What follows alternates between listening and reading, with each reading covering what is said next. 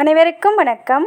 எல்லாம் வல்ல ஸ்ரீ சத்குரு சாய்நாதரின் அருளோடும் வராகி எண்ணெயின் அருளோடும் நம் வேண்டுதல்கள் அனைத்தும் நிச்சயம் நிறைவேறும் நம்பிக்கையுடன் தொடர்ந்து வழிபட்டு கொண்டே வாங்க. இன்றைய பதிவில் பார்க்க போகிற ஒரு விஷயம் என்ன அப்படின்னு பார்த்தீங்கன்னா, நாளைக்கு மாசி மகம். அது மட்டும் கிடையாது, மாசி மாதத்தில் வரக்கூடிய பௌர்ணமியும் இருக்குது. ரொம்பவும் சிறப்பு வாய்ந்த இந்த நாளில் நான் சொல்லக்கூடிய இந்த ஒரு வழிமுறையை நீங்கள் ஃபாலோ பண்ணும்போது நிச்சயமாக உங்களுடைய இதுவரைக்கும் நிறைவேறாத எந்த ஒரு பிரார்த்தனையும் நிறைவேறும். நீங்கள் என்ன கேட்டாலும் கிடைக்கும். நம்பிக்கையோடு செய்கிற பட்சத்தில் நாளைய தினம் பார்த்திங்கன்னா ரொம்பவும் அற்புதமான சுக்கிர பகவானுடைய அருளை பெற்ற ஒரு நாள் அப்படின்னு கூட சொல்லலாம். ஏன்னு கேட்டிங்கன்னா 24/2/2024 ஃபஸ்ட்லேயும் 24 வருது, கடைசியிலையும் 24 வருது. இந்த 2+4 நீங்கள் கூட்டினீங்கன்னா 6 வரும். சுக்கிரனுடைய ராசியான எண். நம்ம நிறைய வீடியோவில் சொல்லியிருக்கோம், நம்மளுடைய பிரார்த்தனைகள் நிறைவேறதுக்கும் நம்ம கேட்டது கிடைக்கிறதுக்கும் நம்மளுடைய கையில் 24 அப்படின்ற நம்பரை எழுத சொல்லியிருக்கோம்.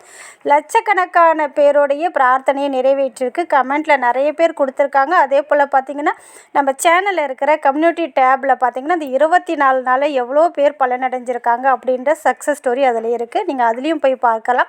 அந்த அளவுக்கு அற்புதம் நிறைந்த இந்த நம்பர் வரக்கூடிய இந்த நாளில் நான் சொல்லக்கூடிய இந்த முறையை நீங்கள் ஃபாலோ பண்ணும்போது நிச்சயம் நீங்கள் கேட்ட எந்த ஒரு விஷயமும் உங்களுக்கு நடந்தே தீரும். அந்த அளவுக்கு அற்புதமான ஒரு மிகவும் எளிமையான வழிபாடு. பூஜை பண்ணணும், விரதம் இருக்கணும், மந்திரம் சொல்லணும்னு இந்த ஒரு ரூல்ஸ் அண்ட் ரெகுலேஷன் எதுவுமே கிடையாதுங்க. ஆனால் மிகவும் பவர்ஃபுல்லானது. அது என்ன வழிபாடு, எப்படி செய்யணும் அப்படின்னு நம்ம பார்க்க போகிறதுக்கு முன்னாடி இது வரைக்கும் நம்ம சேனலை நீங்கள் சப்ஸ்கிரைப் பண்ணலைன்னா பண்ணிக்கோங்கம்மா. அப்படியே பக்கத்தில் இருக்கிற பெல் ஐக்கானை கிளிக் பண்ணுங்கள். அப்போ தான் நான் போடுற வீடியோலாம் உங்களுக்கு நோட்டிஃபிகேஷனில் வரும்.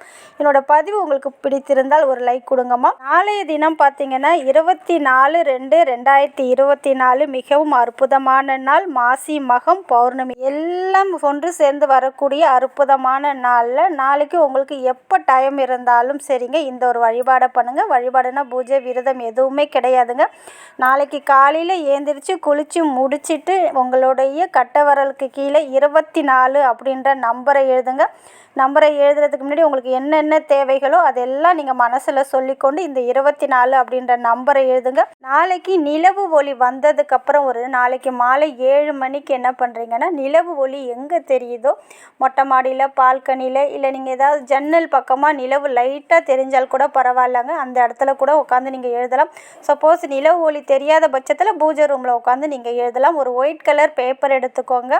அதில் பார்த்தீங்கன்னா மேலே 24 அப்படின்ற நம்பரை எழுதி ஒரு ரவுண்டு சர்க்கிள் வரைஞ்சிக்கோங்க. வரைஞ்சிட்டு அதுக்கு கீழே பார்த்தீங்கன்னா உங்களுடைய பிரார்த்தனையை ஒரு 24 முறை எழுதுங்க. நிலவு ஒளி தெரியுது பாருங்கள், அந்த இடத்துல உட்காந்துட்டு எழுதுங்க. இப்படி எழுதிட்டு நீங்கள் உங்களுடைய பிரார்த்தனையை 24 முறை எழுதிட்டீங்க பாருங்கள். அதுக்கு கீழே உங்களுடைய பேரை எழுதிக்கோங்க, உங்களுடைய முகவரியை எழுதிக்கோங்க.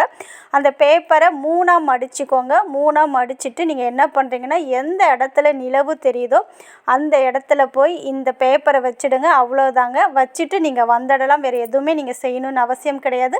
மறுநாள் நீங்கள் என்ன பண்ணுறீங்கன்னா, சூரிய உதயத்துக்கு முன்னாடி அந்த பேப்பரை எடுத்துகிட்டு வந்து ஏதாவது ஒரு உயரமாக இருக்கிற இடத்துல எங்கேயாவது வச்சுடுங்க. மறந்து போயிடுங்க. கண்டிப்பாக அதில் நீங்கள் எழுதியிருக்கிற விஷயம் உங்களுக்கு நடந்தே தீரும். உங்களுடைய வேண்டுதல் நிறைவேறினதுக்கப்புறம் அந்த பேப்பரை எடுத்து நீங்கள் ஓடுற தண்ணியில் விட்டலாம், இல்லை எரித்து அந்த சாம்பலை நீங்கள் ஊதி விட்டலாம், இல்லை ஏதாவது ஒரு மண்ணுக்கடியில் போட்டு மூடி விட்டு வந்துடலாம். கண்டிப்பாக நாளைக்கு இந்த 24ன்ற நம்பரை எத்தனை முறை சொல்ல முடியுதோ, எத்தனை முறை எழுத முடியுதோ எழுதுங்க. கண்டிப்பாக உங்களுக்கு என்ன வேண்டுமோ அதை அந்த 24 கொடுத்தே தீரும். நிறைய குழந்தைகள் இப்போ எக்ஸாம் எழுத தயாராகிட்டு இருக்காங்க இல்லையா, அவங்களுடைய கையிலையுமே 24 அப்படின்ற நம்பரை எழுதலாம். அவங்க எழுதக்கூடிய எக்ஸாம் பேப்பரில் கூட ஏதாவது ஒரு இடத்துல கார்னரில் சின்னதாக 24 அப்படின்ற நம்பரை எழுத சொல்லுங்கள்.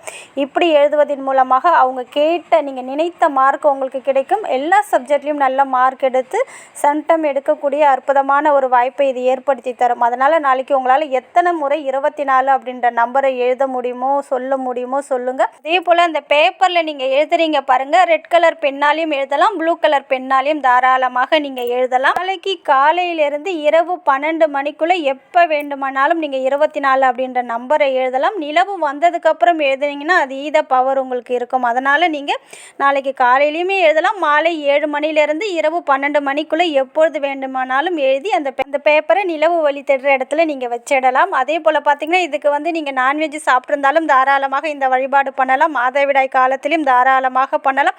எந்த இடத்துல எங்கே இருந்தாலும் இதை நீங்கள் தாராளமாக செய்யலாம். இதுக்கு எந்த ரூல்ஸ் அண்ட் ரெகுலேஷன் எதுவுமே கிடையாது. நம்பிக்கையோடு செஞ்சிங்கன்னா 100% உங்களுடைய பிரார்த்தனை நிறைவேறும். நல்லதை நினைத்து கொண்டு செய்யுங்கள். நிச்சயம் நல்லதே நடக்கும். நன்றி.